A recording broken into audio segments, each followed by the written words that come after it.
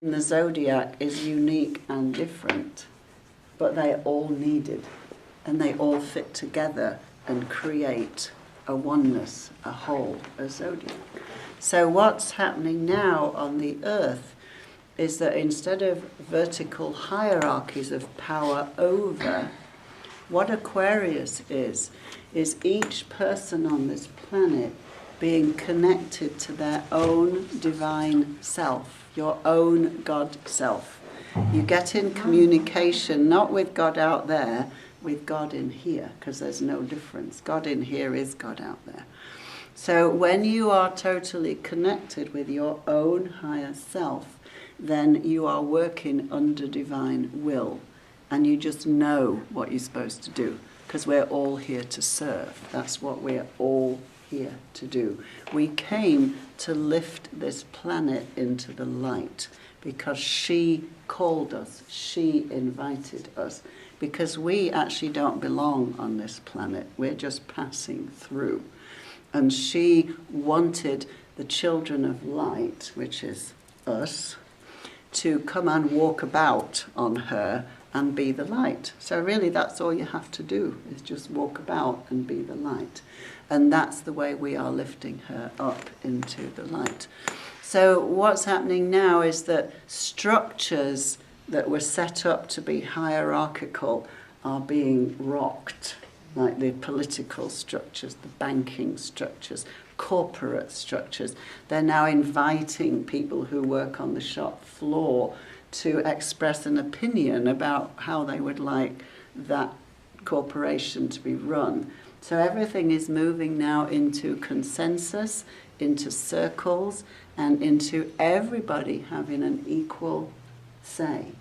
And any structure that cannot make that shift will not be on the earth in the near future, because the earth is shifting into oneness, into unity, and into love. So anyone who does not want to make that shift, who are still wanting to do the power over thing, they will not be coming back to this earth. So they will just die in the normal way that people die, but they will not come back to the earth, because she's moved out of that place where you can live unconsciously. So that's why all of you and me are feeling this draw to be more conscious, more connected. Like, I know there's something more that I'm here to do. I just don't know what it is. So you come together in groups like this, and we all activate each other, and we share each other's frequencies. So I have a piece for you, and you have a piece for me. And nobody is more important than another, because every single person has a piece to play in the divine plan that is lifting this earth back to love, that only you can do, because nobody else has got your piece. It's like a jigsaw puzzle. Nobody else can be the piece that you are, because it doesn't fit. So you have prepared lifetime after lifetime to do exactly what you are here to do now. This is the lifetime that it all happens, that we complete this whole cycle that began in Lemuria, which was before Atlantis, which was hundreds of thousands of years ago, where we all lived in light, in oneness, in love and harmony and beauty. So we have done that here on the earth. We know how to do it. It's in our genes. We have the bodies to do it. So that's why memories of Lemuria are coming back now, because they just trigger our own memory. So it's very exciting, because we've really been through the hardest time. We've done the dark ages and the separation and the suffering. And now we're all coming together to walk together through the doorway into the light. So that 2012, December, was the turning point. So what's happening now is that these high frequency photon particles are coming down on the earth, the solar flares, it's all part of the plan to really push us into awakening so that we can be who we're here to be. Because as each one of us lights up, then we touch the next person and they light up. And as each one of us allows in more of our own light, we're lifting the planet into the light. And it's harder for the darkness to be here. Now, all that I mean by the darkness is those who want to do the power and the control and the abusing power thing. They know that their time here is limited, and they're not just going to say, okay, here's the planet, we had a good time, over to you. But we are the ones who are dreaming in the new earth, who are holding the vision of an earth at peace and healed and balanced and harmonious. So the book that I'm writing now is A Life of Mother Mary.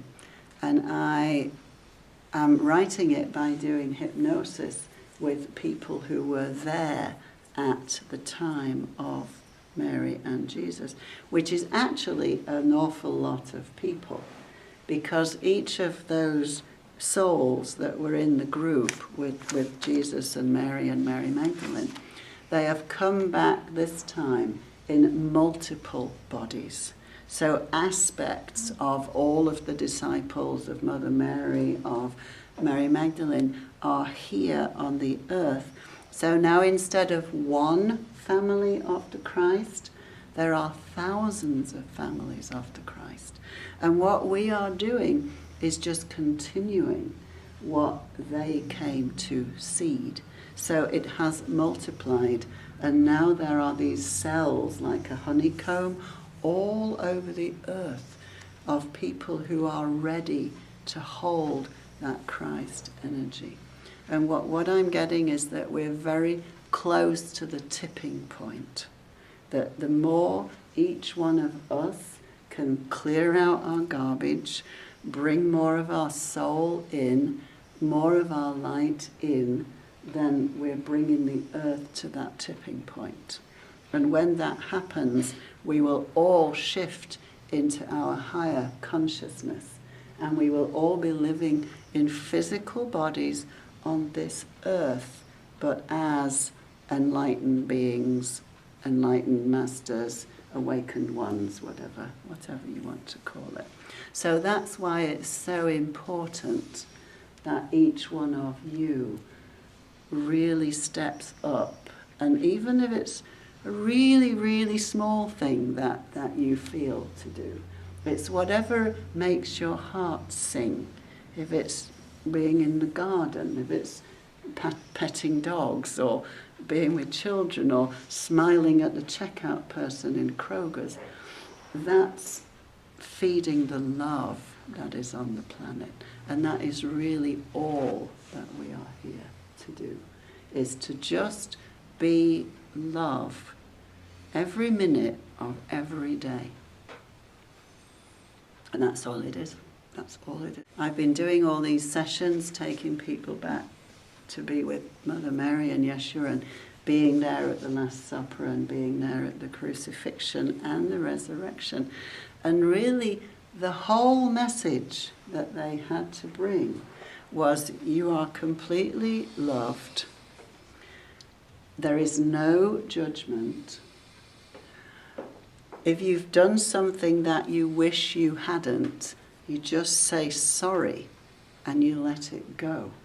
And you move on, and you don't keep beating yourself up for something that you did 20 years ago. And if people have done things that have harmed you, you just forgive them and you let them go, because you do not want to carry all of that negative energy. You really don't want to carry any negative energy, whether it's fear, resentment, anger, hurt, whatever it is. It's low frequency and it's making you sick. It's toxifying your body. So whatever anyone has done to you, and we've all had really, really horrible things happen to us this lifetime, other lifetimes. Just forgive and let go. So basically, we've all been here for hundreds of thousands of years. After the crucifixion and the resurrection and the ascension, Yeshua went back to the light, and he's now overlighting the earth as an ascended master. Mother Mary achieved her transfiguration in Glastonbury, which is where I came to America from. I was asked to come to America from Glastonbury. Avalon, which is Avalon the Grail. She achieved her transfiguration, her ascension, by forgiving God for having made her stand and watch her son die on the cross, which as a mother would be the hardest thing, or as a father, that anybody could possibly be asked. And Mary Magdalene achieved her transfiguration, her ascension, by agreeing to stay here and stay in a body when her twin flames, she and Yeshua were twin flames, so they were literally two halves of one soul. So they all knew that he was going back to the light, and he was only 33. She agreed to stay here to raise the child. So that was her great sacrifice. And so that's how she achieved ascension. So those three, Mother Mary, Mary Magdalene, Yeshua, have not embodied in physical bodies since that time. We have. We just keep coming back. No matter what they do to us, we just keep coming back. So that's the devotion and that's the dedication that each one of you has. I had a vision summer before last at the time of the Olympics when they were in London, and I had this image of all of the light workers holding up this blue flame like an Olympic torch. And we were running all over the planet, up across the oceans, up the mountains, down the valleys. We were all alone, like we were having to run our own race.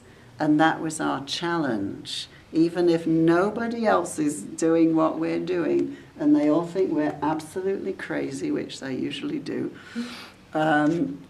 will we still keep on holding the torch? So it's as if each one of us had to go through our individual challenges in whatever way that looked for you. But now, this was the vision, that we have our blue flame torches, Christ consciousness, and we're all coming together into the stadium, because this is not the time when we are to be alone.